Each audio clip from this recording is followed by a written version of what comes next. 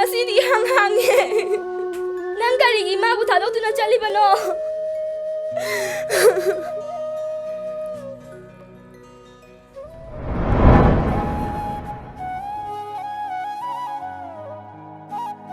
Ima, kaidaurage ngasidi yam nganhalaina.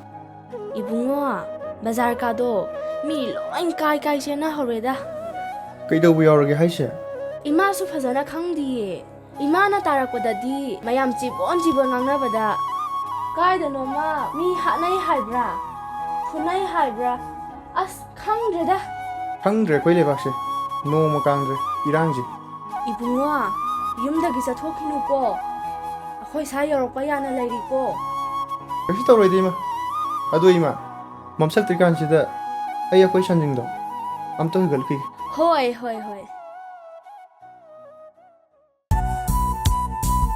Dapari, imabu lahorabo. Laurabni. Bazar irang thuye haisi chumbro. Mana ju dumaina hayo. Kaigino haije? Eju fasan khangatre. Nang warido sanajau. Aishu salamta higalki. Hoi dapari. Ima, nang chakto parbat chiroda. Aido pukse lamane adre. Hoi, thirage. Mina gas rice cooker induction da thongbanina minute phade chak loibse. Laitaba akhoi araiba kharasina hotnaba tabane. Akhoi aina hayeng thabak tawraga sel ka pairaga yung ka se phajaba sadani. Ichana sen paibado ngai patabane. Itaw, tabri itaw. Seitajal, itaw.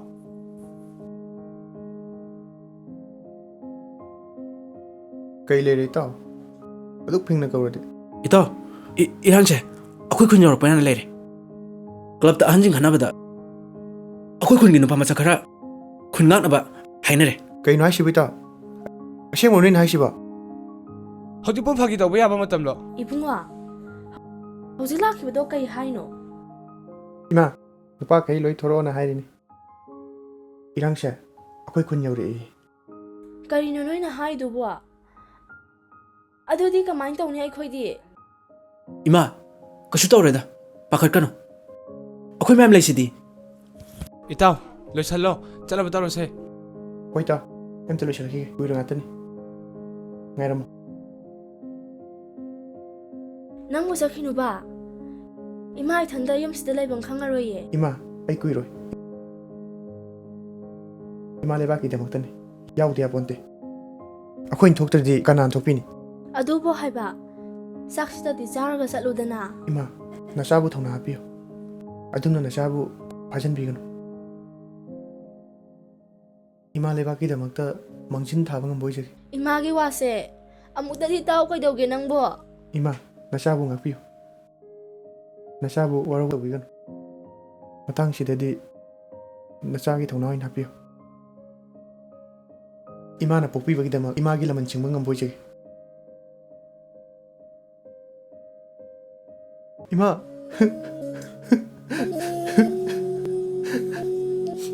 Fare.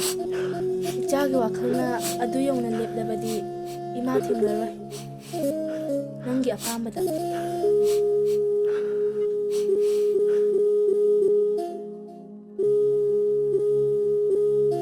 Itaw, loidribo, thenge.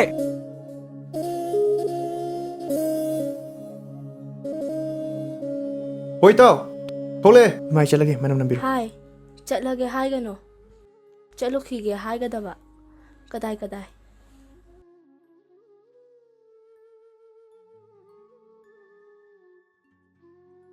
Hai. Tu batare ni nangbo. Adudi ma akhoi mu chatlukige. Hoi. Phajana gyan tana chatluko. Noi masen thadoknagano. Tabro ibe mathaja nangbo. Thaja, tabro.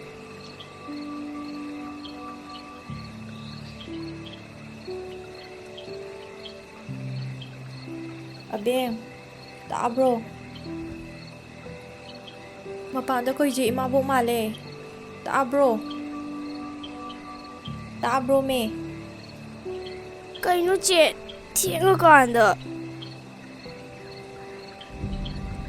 ꯈꯪꯗꯦ ꯀꯩꯗꯧꯔꯕꯅꯣ ꯑꯝꯇ ꯍꯪꯉꯨꯁꯤ ꯂꯥꯛꯑꯣ ꯍꯧꯒꯠꯂꯣ ꯂꯥꯛꯑꯣ ꯑꯁ ꯑꯩꯈꯣꯏ ꯆꯦꯁꯤꯃ ꯂꯥꯛꯑꯣ ꯑꯝꯇ ꯌꯦꯡꯉꯨꯁꯤ ꯂꯥꯛꯑꯣ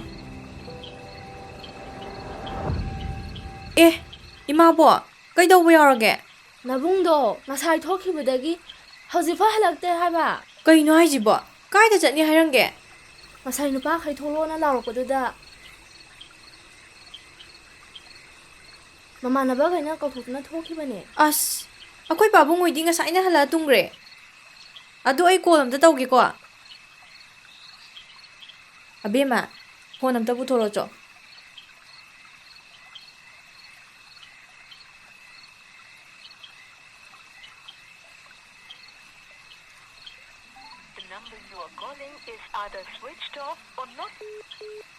ꯁ꯭ꯋꯤꯆ ꯑꯣꯐ ꯂꯩꯅꯦ ꯐꯣꯟꯁꯦ ꯀꯃꯥꯏꯅ ꯇꯧꯅꯤ ꯑꯩꯗꯤ ꯐꯔꯦꯁꯦ ꯍꯌꯦꯡ ꯉꯟꯇꯥꯅ ꯃꯔꯥꯏ ꯍꯜꯂꯛꯆꯔꯅꯤ ꯏꯃꯥꯕꯣꯛꯁꯨ ꯅꯊꯟꯗ ꯂꯩꯕꯅꯤꯅ ꯑꯩꯈꯣꯏꯗ ꯑꯣꯏꯅ ꯇꯨꯝꯃꯁꯦ ꯂꯥꯛꯑꯣ ꯏꯃꯥꯕꯣꯛ 이마, 이 항모 아니 이마. 나 사부 신기 때 비탁 피우 이마.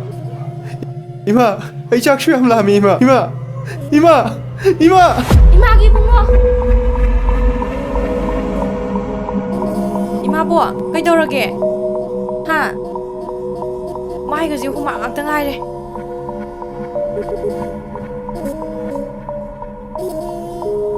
ꯀꯩꯗꯧꯔꯒꯦ 나붕도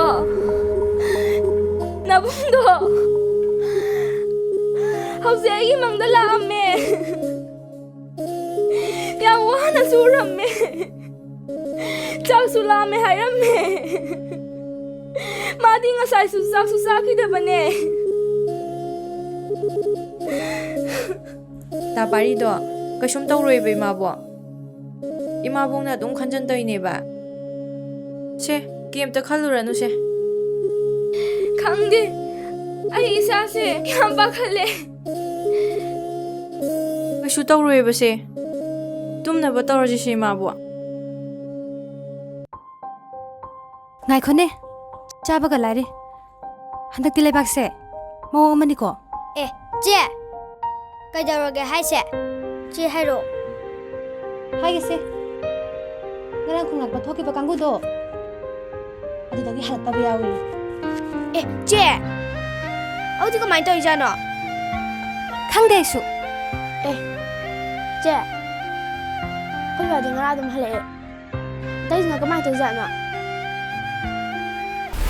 이네 tumbi 이네 레브로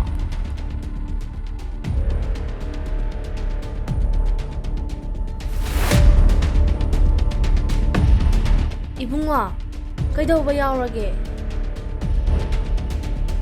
다바리도 ꯅꯣꯏ ꯗꯥꯕꯥꯔꯤ ꯀꯩꯗꯧꯔꯒꯦ ꯍꯥꯏꯌꯣ ꯍꯥꯏꯕꯅꯦ 다바리도 ngarang ꯌꯦꯛꯅꯕꯅ ꯐꯥꯗꯨꯅ ꯄꯨꯈ꯭ꯔꯒ ꯉꯁꯤ ꯈꯣꯡ ꯑꯃꯗ ꯁꯤꯗꯨꯅ ꯇꯥꯗꯨꯅ ꯂꯩꯔꯝꯃꯦ 이마기 ꯀꯔꯤꯅꯣ ꯍꯥꯏꯁꯤꯕꯣ ꯀꯔꯤꯅꯣ ꯑꯩꯅ ꯇꯥꯏꯕ ꯄꯥꯎ ꯑꯁꯤꯕꯨ 이마ꯕꯨ ꯀꯔꯤ ꯑꯣꯏꯌꯣ ꯍꯥꯏꯕꯅꯣ 이마기 바리 이마보! 이마보! 네, 난 네. 그러게!